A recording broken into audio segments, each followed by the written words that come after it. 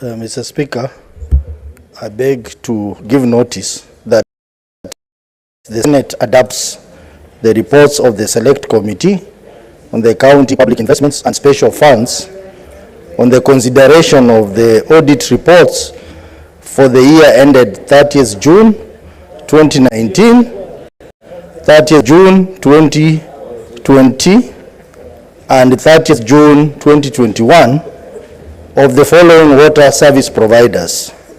Number 1, Amazi Water Services Company Limited for Vihiga County. Number 2, Bomet Water Company Limited for Bomet County. Number 3, Gusi Water and Sanitation Company Limited for Kisii, Nyamira counties. Number 4, Kisumu Water and Sanitation Company Limited for Kisumu County. Number 5, Kwale Water and Sewerage Company Limited for Kwale County. And number 6, Nyeri Water and Sanitation Company Limited for Nyeri County. And the audit reports of the Wajir Water and Sewerage Company Limited for the year ended 30th June 2021 laid on the table of the Senate on Thursday, 23rd November 2023. Thank you, Mr. Speaker.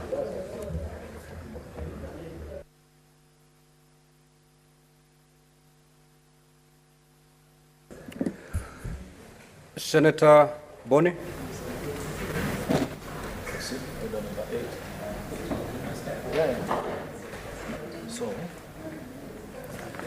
Just hold on, Senator Boni.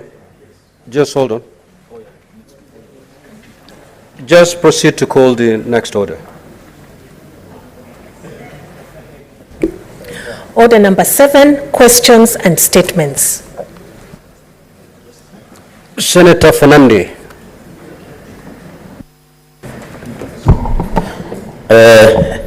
Thank you, Mr. Speaker, sir. Request for statement on the police raid on businesses in Isli over counterfeit products. Mr. Speaker, sir, I raise pursuant to Standing Order 53-1 to seek a statement from the Standing Committee on Trade, Industrialization and Tourism regarding the police raid on businesses in Isli, Nairobi County over counterfeit products. In the statement, Mr. Speaker, sir, the committee should 1, explain the circumstances that led to the raid by the police on the businesses in Isli, occasioning a confrontation with the local business community, causing a loss of business and damage to property. Number 2, Mr. Speaker, sir, explain whether the multi-agency operation, which was conducted in private businesses and homesteads, was done in compliance with the law, specifically whether the multi-agency team had obtained warrants or court orders to conduct the raid in Isli. Number 3, Mr. Speaker, sir, provide current list of all licensed importers of powdered milk, indicating their compliance levels and outlining any identified leakages that necessitate such enforcement operations. Mr. Speaker, sir, number 4, state specific measurements implemented by Kenya Revenue Authority, KRA, Kenya Bureau of Standards, KEBS, and the Kenya Dairy Board to ensure imported goods are compliant with the requisite standards at the ports of entry. And finally, Mr. Speaker, sir, provide a comprehensive report detailing the actions taken against responsible multi-agency officers who failed to act professionally during the raid in Isli, Nairobi County. I thank you, Mr. Speaker, sir. Senator Joseph Kamau. Thank you, Mr. Speaker, sir. Mr. Speaker, I rise pursuant to Standing Order 53-1 to seek a statement from the Standing Committee on Roads, Transport and Housing regarding the provision of National Transport and Safety Authority, NTSA, services to the Huduma Center in Lamu County.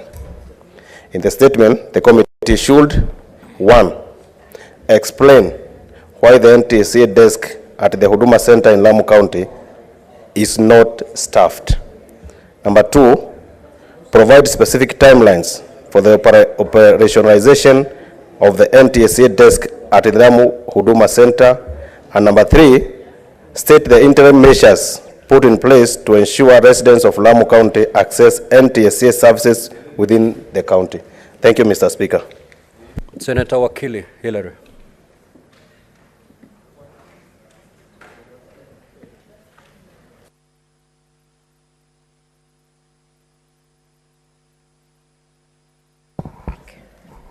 Thank you very much, Honorable Speaker. There is a request for a statement on the status and welfare of early childhood development education teachers in Bomet County. Mr. Speaker, sir, I rise pursuant to the Standing Order 53-1 to seek a statement from the Standing Committee on Education regarding the welfare and the status of early childhood development education ECDE teachers in Bomet County. In the statement, the committee should state actions that have been taken by Bomet County to address the prolonged contractual status, non-payment and underpayment of salaries for ECD teachers. Secondly, Honorable Speaker, appraise the Senate on whether the scheme of service for ECD teachers exists in Bomet County, stating the steps being taken to ensure continuous professionalism development of ECD teachers and adequate educational facilities for ECD centers. Thirdly, Honorable Speaker, is to provide the distribution of ECD centers across the county, stating the measures undertaken by the Bomet County in addressing the needs of children with disabilities within the ECD framework, ensuring their placement in appropriate institution.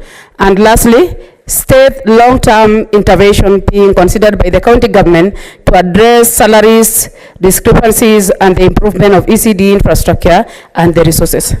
Thank you, Honorable Speaker. Order number 7B will be handled later. We'll straight away move to order number 8. Clerk, kindly call the order. Order number 8, the Affordable Housing Bill, National Assembly Bills number 75 of 2023, first reading. A bill for an act of parliament to give effect to Article 43(1)(b) of the Constitution, to provide a framework for development and access to affordable housing and institutional housing and for connected purposes.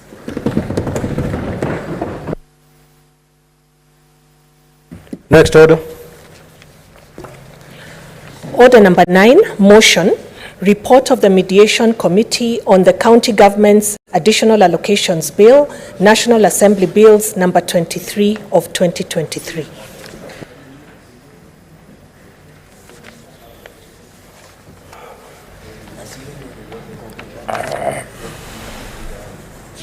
Thank you, Mr. Speaker. Mr. Speaker, I rise to move the following motion. Being the motion on the mediated version of the county government's additional allocations, National Assembly Bill number 23 of the year 2023. Mr. Speaker, sir, I beg to move that the county government's additional allocations bill, National Assembly Bill number 23 of 2023, which was published on 24th of May 2023. The National Assembly considered and passed this bill on the 25th of June 2023, and consequently, in accordance with Article 110(4) of this Constitution, the bill was referred to this Senate for concurrence. The overall objective of the bill is to provide additional allocations to counties from the national government's share of revenue pursuant to Article 190 and Article 202(2) of the Constitution. Further, Mr. Speaker, the bill provides for additional allocations from loans and grants from development partners. The bill for the financial year 2023-24 comprises the following additions, Mr. Speaker. 1, allocations to counties from the national government's share of revenue. B, additional allocations to the county governments from court fines and mineral royalties. 3, conditional allocations from proceeds of loans and grants from development partners, and finally 4, the national government's expenditures on devolved functions to be converted to additional conditional grants to the county governments. Mr. Speaker, sir, the Senate reviewed the bill and passed it with various amendments that were communicated back to the National Assembly on the 26th of October 2023. Some of the Senate amendments were inclusion of the additional conditional allocation of 424.6 million meant for the transfer of library services, and inclusion of additional conditional allocations financed by a grant from the Javan Development Bank, KFW, to finance the locally led Climate Action Program, FLOCA, County Climate Resilience Grant amounting to 1.2 billion. Mr. Speaker, the National Assembly considered the Senate amendments to the bill and rejected them. It is in this regard that the bill was committed to a mediation commitment committee in accordance with Article 113 of the Constitution. The National Assembly Speaker, in accordance with the provisions of the standing orders, appointed the following members to the mediation committee, namely Honorable Ndindi Nyoro, Honorable G.K. Kariuki, Honorable Mary Emase, Honorable Antonio Luoch, Honorable Catherine Omanyo, Honorable Joshua Kimilu, and Honorable Kipchumba Toroitich. And on the part of the Senate, the following were appointed: myself as the team leader, Shakil Abdallah Mohammed, Veronica Waheti Maina, Esther Anyeni Okenyeri, Senator Lengu Oleseki, Eddie Kasheru, and Betty Batuli Motet. However, Mr. Speaker, the mandate of the mediation committee is set out in Articles 112 and 13 of the Constitution of Kenya, Standing Order number 149, and in the National Assembly Standing Orders, Standing Order number 166 of the Senate Standing Orders. The scope of the committee's mandate, Mr. Speaker, is to consider bills where the houses do not agree on all or any of the recommendations made by either house, to attempt to develop a version of a bill that both houses will pass. Mr. Speaker, sir, the committee held 2 sittings to deliberate on this matter. Senator Khalwale, CBS MP, and Honorable Ndindi Nyoro, CBS MP, were elected as co-chairs of the committee pursuant to Standing Order number 166(4) of the Standing Orders of the Senate and 149(4) of the Standing Orders of the National Assembly. The committee received a submission from the National Treasury Economic Planning. The submission is attached to the report tabled in this House. Mr. Speaker, while considering the bill, the committee's attention was drawn to the supplementary estimates, 1 for the financial year 2023-24, approved in November 2023, which led to a number of changes in the budget outlay of the national government.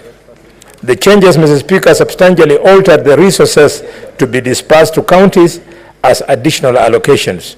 The affected items included, Mr. Speaker, 1, conditional allocation towards the leasing of medical equipment. This was revised to 0 from the initial 5.862 billion. Conditional allocation for aggregated industrial parks, this was reduced by 200 million from 4.7 billion to 4.5 billion.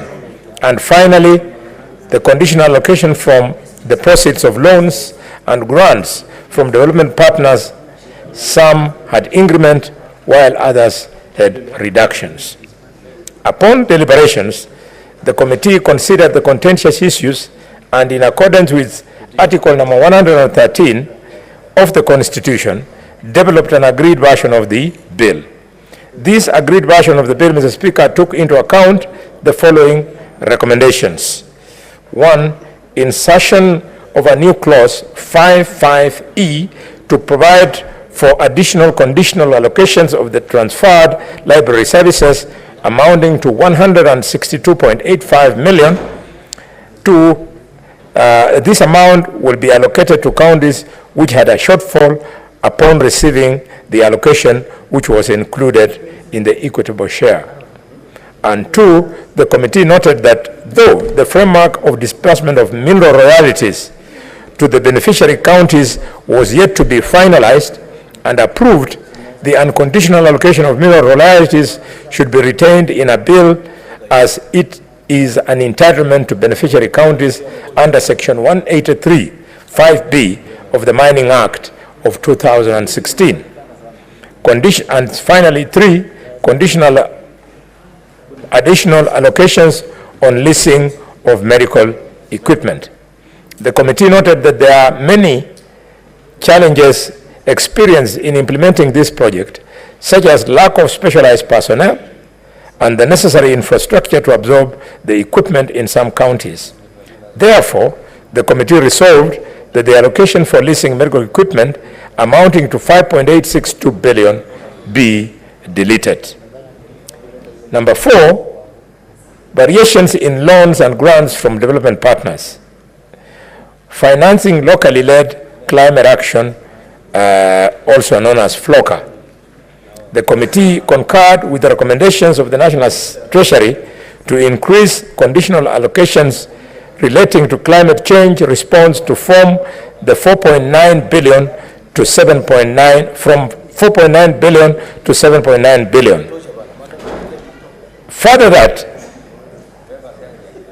that the increase in this allocation be reflected in the national government supplementary estimate 2 for the financial year 2023-2024. These additional resources comprise of the following, Mr. Speaker: A, FLOCA, component amounting to 517 million, and B, another FLOCA component amounting to 6.2 billion, and another FLOCA component amounting to 1.2 billion. Under clause 5.9, the committee recommended an amendment to ensure that all additional allocations to county governments except the unconditional allocations from county fines and fees under clause 5.2 of the bill be transferred to the respective county revenue fund accounts by the implementing ministries, departments, and agencies.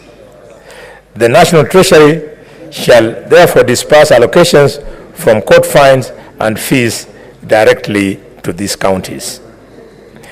Intergovernmental agreements under Section 191A to 191E of the Public Finance Management Act 2012, the committee observed that the National Treasury and the Council of Governors had requested for exemption from the requirements of Section 191A to 191E of the PFM Act 2012 on the intergovernmental agreements. The committee noted that both levels had demonstrated deliberate effort to finalize the model. Yes, most obliged.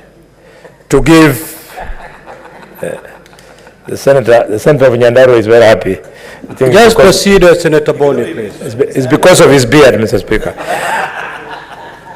Mr. Speaker, sir, the mediation committee appreciates the offices of speakers and clerks of the assembly of the two houses for the support. And finally, Mr. Speaker, I implore upon this house to consider this report, to table this house and mediate version of the bill attached to the report and support this motion. Approval of this mediated version of the bill will ensure that our counties will receive an additional amount, approximately 46.36 billion shillings, Mr. Speaker.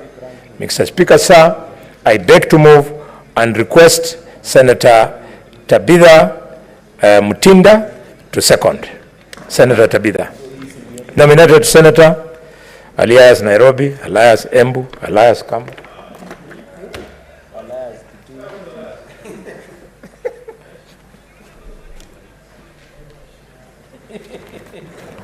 Thank you, Government Whip, Senator Boni.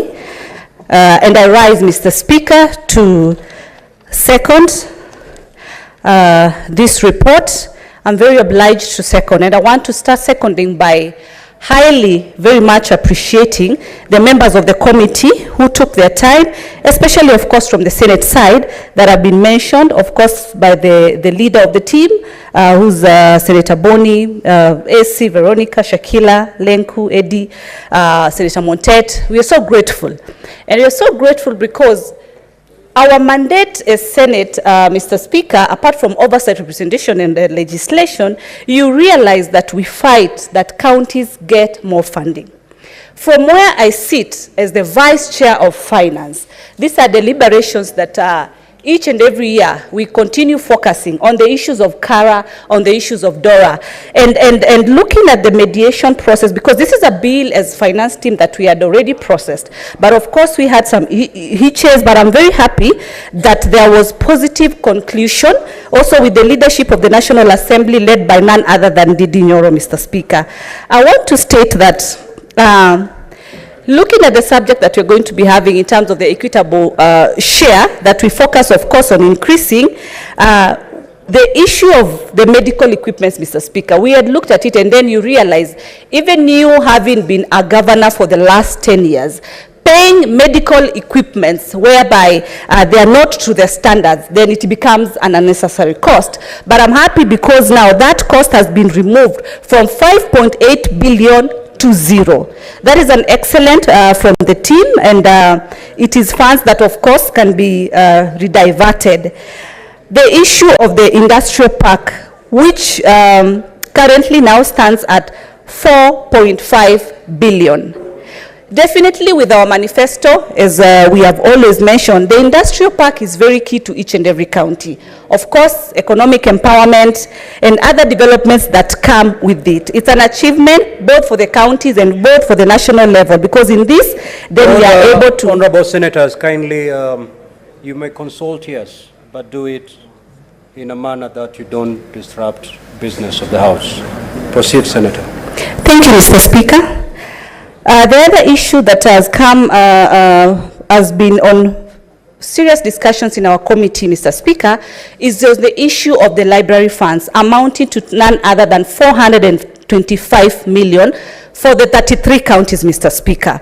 This is money that Treasury has been lagging behind in ensuring that counties get this money. Putting in mind that before the devolved government came in place, we've had staff in the different libraries in the different counties. And without them getting these funds, then it also delays in terms of their administrations and their cost, recurrent costs that should be in place. So I'm happy if this also issue has been sorted in terms of the libraries amount, 425 for the 33 counties, Mr. Speaker. Mr. Speaker, as a committee of finance, we also tackle loans and grants, and especially grants. And I'm happy that the issue of the grants, some have, of course, increased, as we've seen, some have also reduced. But why the reduction and why the increments? It also depends with what the governors are using the money for. Is it value for the money from what the donors are giving? And I want to urge my colleague senators, especially the elected 47 senators who have had the privilege to receive the oversight fund, to be able to ensure, as we fight as Senate and as a Committee of Finance, to ensure that we give these monies to the county. The money that you have received for oversight, try and assist us as finance before the matters come to CPIC, before the matters come to PAC committees, that you are able to ensure you oversight and ensure that these funds are able to ensure the local mwananchi as required. Finally, on the issue of the minerals, is something that we've also been able to discuss, and I'm happy that it's been positively concluded, the court fines issue. The exciting issue, actually, Mr. Speaker, as I conclude very fast, is on the issue of the monies for the climate change from FLOCA. The president is very, very focused on the issue of the climate change. He's leading this conversation. And I want to state that the counties, Mr. Speaker, in these sums of money that we've seen, we have the 517 million from the county climate institutional support. We also have the 6.2 billion. We have 1.2 billion. My colleague senators, it is wise to know from the Committee of Finance that there are so many funds that are going to the counties. And I want to urge you to kindly ensure that total oversight is done for our people to benefit from the devolved government, Mr. Speaker. With those few and many remarks, Mr. Speaker, I do support. You second or you support? Sorry, Mr. Speaker, I do second. Thank you. Thank you.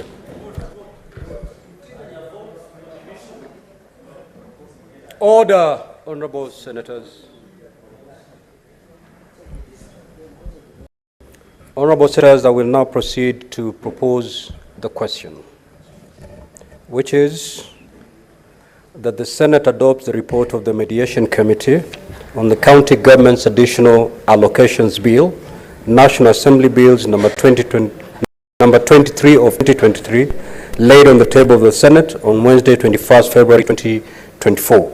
Afternoon sitting, and pursuant to Article 113 of the Constitution and Standing Order 167.3, approve the mediated version of the County Government's Additional Allocations Bill, National Assembly Bills number 23 of 2023. Now, honorable senators, the floor is open for intervention from amongst you. However, I would just want to make this, or to remind you that you debated this bill.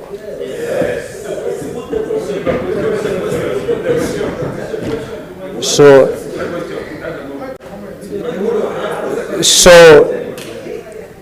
if indeed it is the mood of the House that I proceed to put the question, I'd be much obliged to do so. So do we have that consensus? Yes. Thank you. Senator Mogeni, do you want me to put the question, this to a vote?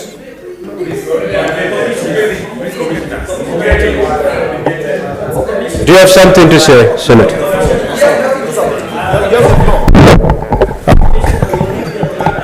Mr. Speaker, I don't want to irritate my colleagues. I've read the mood of the House. You can put the question.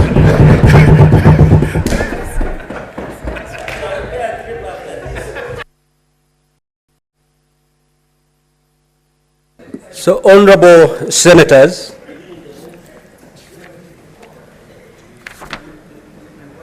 now it is my determination pursuant to Standing Order 84(1) that indeed this matter affects counties, and therefore voting shall be by delegations.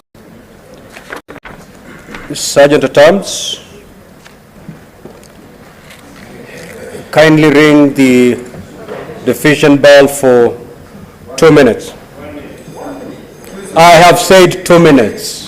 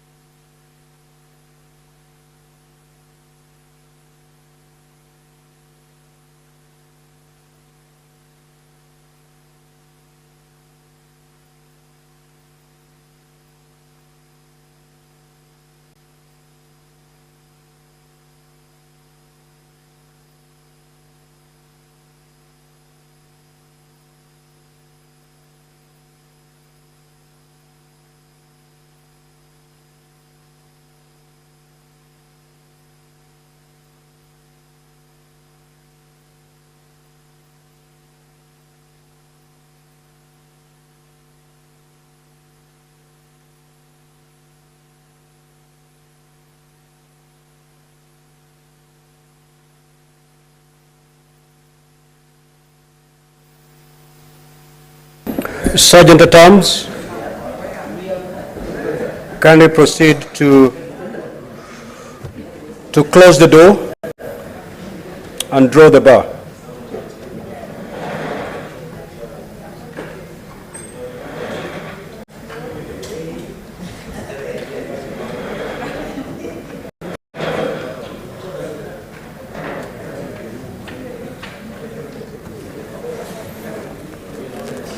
Senator Bass, kindly take your seat, kindly.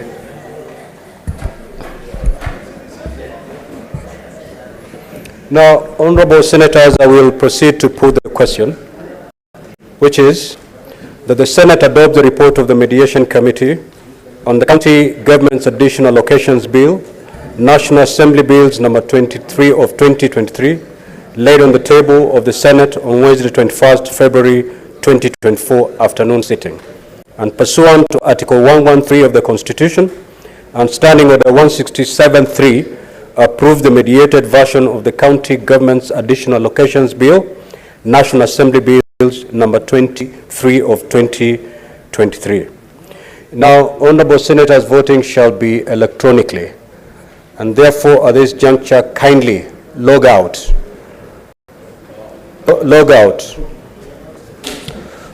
As the honorable senators log out, Sergeant at Arms, go around and pick any card that is remaining logged in the delegates unit. Once you're done doing that, Sergeant at Arms, kindly let me know so that we proceed to the next step.